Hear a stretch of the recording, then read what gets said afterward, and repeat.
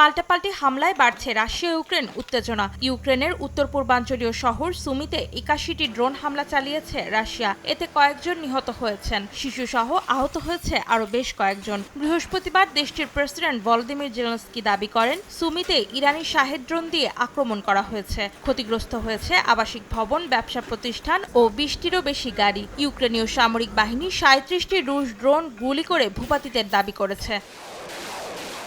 এদিন দোনেৎস্কের আরও একটি বসতি দখলের দাবি করেছে রাশিয়া। দেশটির প্রতিরক্ষা মন্ত্রণালয় জানায়, কিয়েভের চাসোভ ইয়ার শহরের বেশিরভাগ এলাকা নিয়ন্ত্রণ করছে পুতিন সেনারা। অন্যদিকে সীমান্তবর্তী কুর্স্ক অঞ্চলে বেশ কয়েকটি রুশ আক্রমণ প্রতিহতের কথা জানিয়েছে জেলেনস্কি বাহিনী।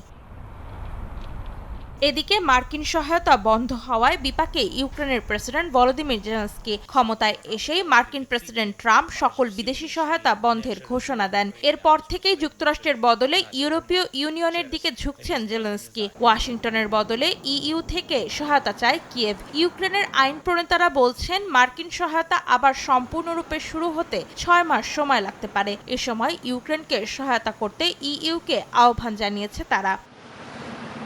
অন্তরা সেন, সময় সংবাদ।